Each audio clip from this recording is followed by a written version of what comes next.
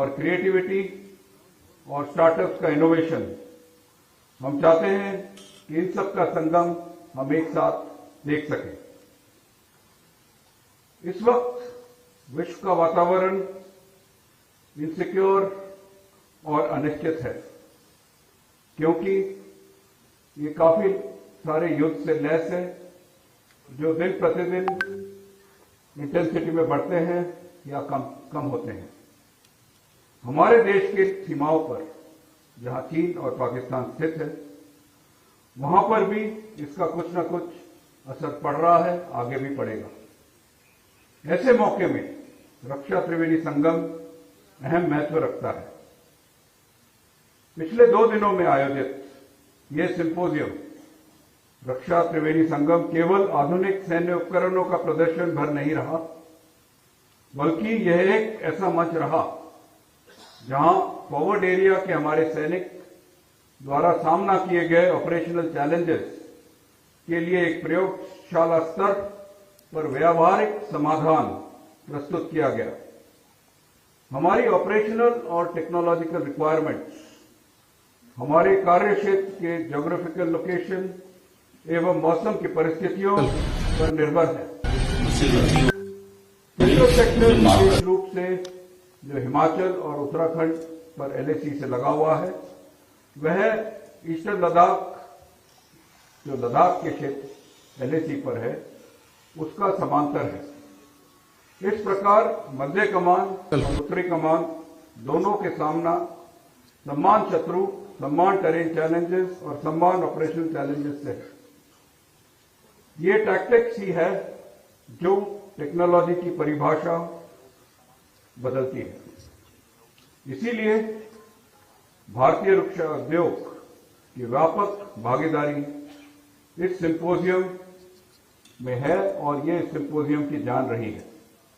यूपीडीआईसी, SIDM, सक्रिय MSME और 250 से अधिक एग्जीबिटर्स ने यहां अपनी माहिरता प्रदर्शित की है और वह अब केवल वैश्विक रुझानों को अनुसरण नहीं करते हैं, बल्कि उन्हें अब वह स्थापित भी करते हैं। हमारे उत्तरी और मध्य कमान दोनों के अत्यधिक ऊंचाई वाले क्षेत्र, जिसे हम हाई एल्टीट्यूड इलाका बोलते हैं, वहां पर चुनौतीपूर्ण ऑपरेशनल, क्लाइमेटिक और टेक्निकल वातावरण के कारण हमें विविध ऑपरेशनल लैंडस्केप को मद्देनजर रखते हुए डिजाइन और टेक्नोलॉजी में तेजी से उन्नति करनी होती है। स्वदेशी यूएस और काउंटर यूएस सिस्टम, उन्नत नाइट विजन सिस्टम, संचार प्रणाली, मोबिलिटी सिस्टम, रोबोटिक्स, सिमुलेटर्स, स्वास्थ्य सेवा और सर्वाइबिलिटी सिस्टम में उद्योग की मेक इन इंडिया विचारधारा की प्रति प्रतिबद्धता स्पष्ट है। इनोवेशन पवेलियन की ऊर्जा, जिसमें स्टार्टअप्स और आईआईटीज ने भाग लिया है, यह सिद्ध करता है कि कुछ सबसे क्रांतिकारी समाधान बड़े विचार वाली स्मॉल टीम से ही हो पाते हैं। हमारे शिक्षा जगत की अभूतपूर्व भागीदारी देखकर हमें विश्वास है कि थियोरेटिकल रिसर्च और प्रैक्टिकल एप्लीकेशन के बीच सेतु पहले से कहीं अधिक मजबूत हो गया है। IIT Kanpur, IIT Roorkee, IIT Ropar, IIT Madras और आईआईटी बीएचयू जैसे प्रमुख संस्थानों ने सैन्य कर्मियों और उद्योग जगत के प्रतिनिधियों के साथ मार्च से जारी 88 प्रॉब्लम डेफिनेशन स्टेटमेंट जरिए हमारे पास सॉल्यूशंस लाने का प्रयत्न किया है। सैन्य उद्योग शिक्षा जगत का यह ट्रिपल हेलिक्स मॉडल तकनीकी प्रतिस्पर्धा में आगे बढ़ने का एकमात्र रास्ता है। तकनीकी सत्र, business back to back meetings, panel discussion केवल अकादमिक अभ्यास नहीं रहे हैं, बल्कि वे रणनीतिक विचार मंथन, का मंच बने रहे हैं और आगे चल के भी रहेंगे। फोकस टीम जो नॉर्दर्न और सेंट्रल कमांड की है, उन्होंने इस वार्तालाप से आगे प्रोक्योरमेंट के प्लानिंग कर रखी है और इसे अंजाम देने का प्रयत्न हर समय बना रहेगा। फायरिंग रेंज और ट्रेनिंग एरिया का इस्तेमाल करके ट्रायल किया जा रहा है ताकि हमारी फोकस टीम्स और बाकी कर्मियों को पता लग जाए कि कौन सा इक्विपमेंट कहां पे इस्तेमाल किया जा सकता है।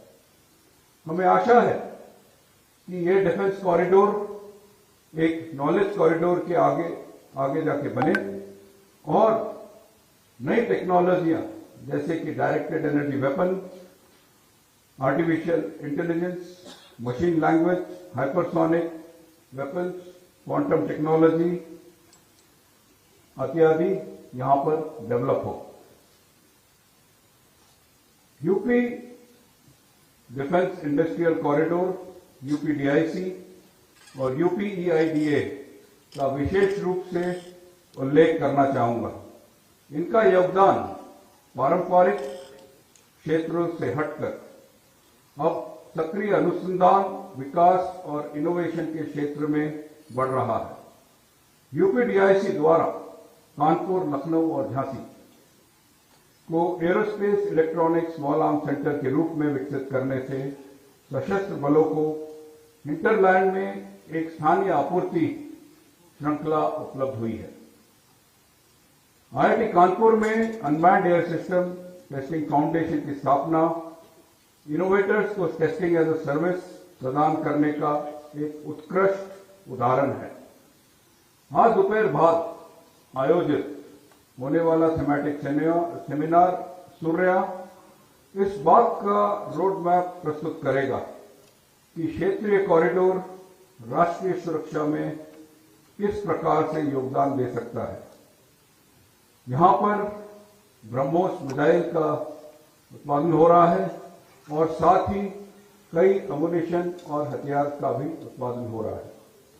यहां मैं यह भी बताना चाहूंगा कि सेंट्रल कमांड जो यहां स्थित है, उसने पिछले एक साल में 28 प्रोजेक्ट में रिसर्च एंड डेवलपमेंट की कार्रवाई की है और इसमें तकरीबन 15 करोड़ इन्वेस्ट हुआ है, जिसके कारण तकरीबन 600 करोड़ का बिजनेस यहां पे लाया गया है। और यह केवल पिछले फाइनेंशियल ईयर 2025-26 के आंकड़े तकरीबन बता रहा हूं। पिछले 5 से 7 वर्ष में उत्तर प्रदेश को उत्तम प्रदेश की तब्दीली देने में माननीय मुख्यमंत्री का बहुत बड़ा हाथ है और उनका विजन है।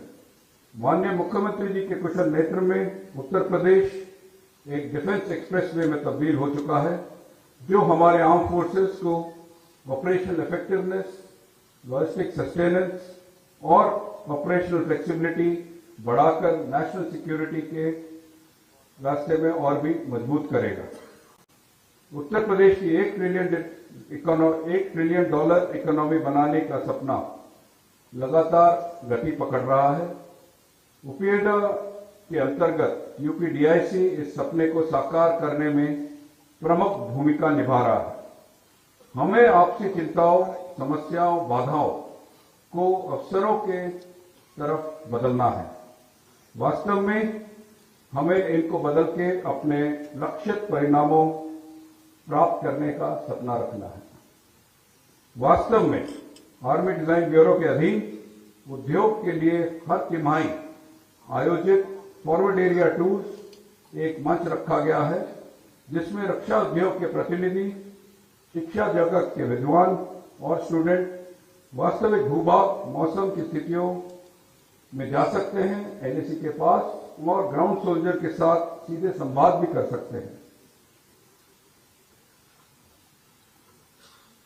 मैं नॉर्दर्न कमांड और सेंट्रल कमांड की ओर से उत्तर प्रदेश गवर्नमेंट के नागरिक प्रशासन की मेहनत और लगन की प्रशंसा करता हूं, जिसके कारण ये रक्षा त्रिवेणी संगम का आयोजन सफलतापूर्वक हो सका। इतने बड़े आयोजन को सफलता के लिए आर्म फोर्सेस और नागरिक प्रशासन के बीच एक अटूट तालमेल रहा और ये संगम इसका प्रमाण है। सुरक्षा व्यवस्था लेकर ट्रांजिट फैसिलिटी तक प्रयागराज मॉडल का आतिथ्य मॉडल अनुकरणीय रहा है। अंत में मैं सभी स्टेक होल्डर्स, पार्टिसिपेंट्स को शुभकामनाएं देता हूं। जैसे जैसे हम सिंपोजियम के अंतिम दिन की ओर बढ़ रहे हैं, हम उत्साहवर्धक चर्चाओं, संवाद के लिए तत्पर हैं। मैं इस बात का प्रकाश डालना चाहता हूं कि रक्षा त्रिवेणी संगम में हस्ताक्षरित MOUs और बनाई गई साझेदारियां आने वाले वर्षों में भारतीय सशस्त्र बलों की विटैलिटी और रेजिलियंस को परिभाषित करेंगे। हम आश्वस्त हैं कि आत्मनिर्भरता अब केवल नारा ही नहीं रहा, बल्कि एक वास्तविकता बनता जा रहा है, जो हमारे डिफेंस कॉरिडोर्स की फैक्ट्री, हमारे विश्वविद्यालय की लेबोरेटरी और हमारे सैनिकों के हाथों में आकार ले रही है। Uttar Pradesh defence manufacturing sector के लिए एक नए फ्लैग बीरर के रूप में उभर रहा है। यहां मैं अपना संबोधन समाप्त करूंगा और एक बार फिर माननीय मुख्यमंत्री जी के आभारी हैं कि उन्होंने कुछ वक्त